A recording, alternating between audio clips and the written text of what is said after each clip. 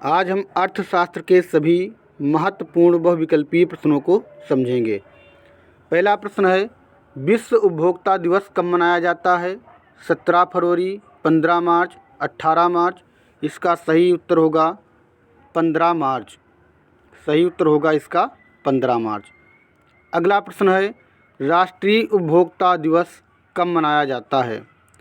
24 दिसंबर, 24 नवंबर या 24 सितंबर। इसका सही उत्तर होगा 24 दिसंबर। 24 दिसंबर को भारत में राष्ट्रीय उपभोक्ता दिवस मनाया जाता है। अगला प्रश्न है, उपभोक्ता संरक्षण अधिनियम किस वर्ष लागू किया गया? इसके विकल्प हैं 1984, 1985, 1986। भारत में उपभोक्ता संरक्षण अधिनियम 1986 में लागू किया गया। अगला प्रश्न है, कोपरा कब अस्तित्व में आया? उपभोक्ता संरक्षण अधिनियम कहिए या कहिए कोपरा, दोनों चीज़ें एक ही हैं, तो इसमें भी सही उत्तर होगा 1986। कोपरा 1986 में भारत में अस्तित्व में आया। अगला प्रश्न है, एक मार्ग प्रमाण पत्र है सभी प्रकार की वस्तुओं का, सोने के आभूषणों का या खाद्य वस्तुओं का? एक मार्ग प्रमाण पत्र खाद्य वस्तुओं के लिए जारी होता है, इसलिए इसका सही उत्तर होगा खाद्य वस्तुओं का। अगला प्रश्न है, सर्वप्रथम विश्व व्यापार संगठन किसके द्वारा शुरू हुआ? पहला विकल्प है विकसित देशों द्वारा, दूसरा विकल्प है विकासशील देशों द्वारा, तीसरा विकल्प है निर्धन देशों द्वारा। तो इसका सही उत्तर होगा विकसित देशों द्वारा। विश्व व्यापार संगठन या WTO यह विकसित देशों द्वारा शुरू किया गया। अगला प्रश्न है, विश्व व्यापार संगठन की स्थापना या WTO की स्थापना कब हुई? 1 जनवरी 1993, 1 जनवरी 1995, 1 जनवरी 1985।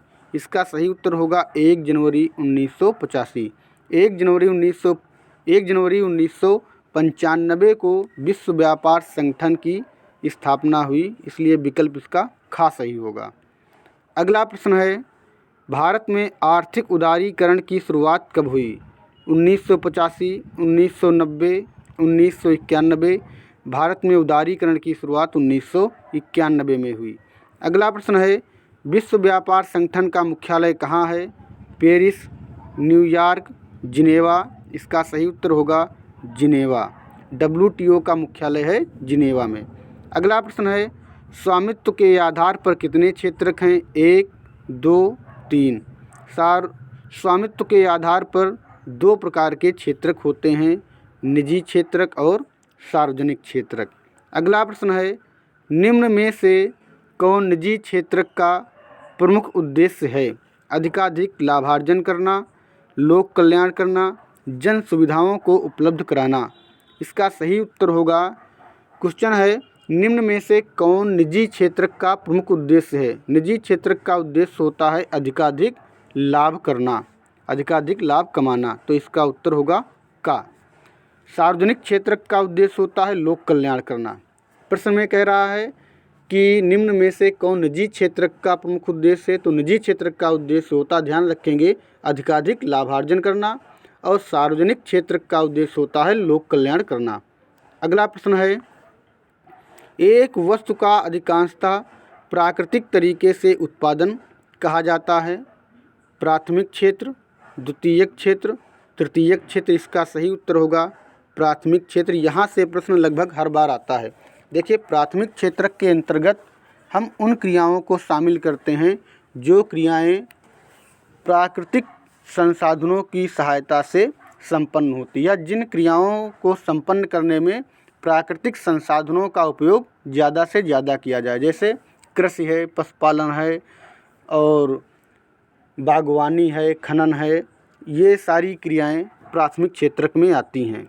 द्वितीयक क्षेत्रक में वस्तु निर्माण की क्रियाएं आती हैं, जैसे कार उद्योग हो गया, मोटरसाइकिल उद्योग हो गया, साइकिल उद्योग हो गया, खिलौना उद्योग हो गया।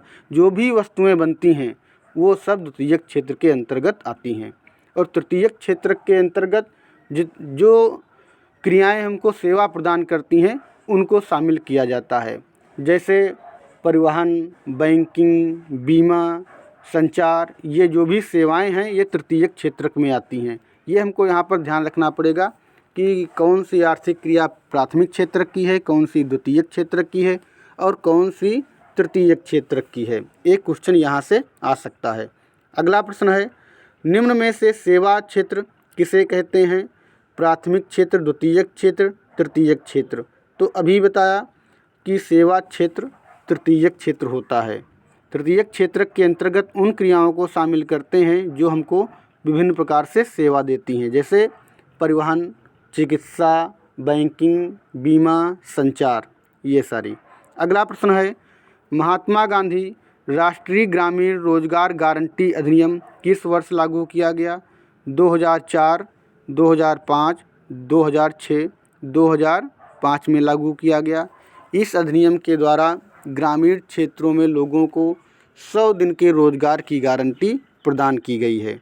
अगला प्रश्न है, विनिर्माण क्षेत्र किसे कहते हैं?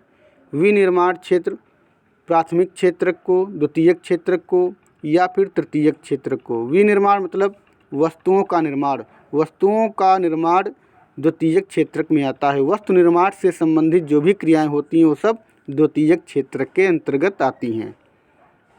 अगला प्रश्न है, निम्न में से किस राज्य की प्रति व्यक्ति आय सबसे अधिक है? हरियाणा, बिहार, राजस्थान? इसका सही उत्तर होगा हरियाणा।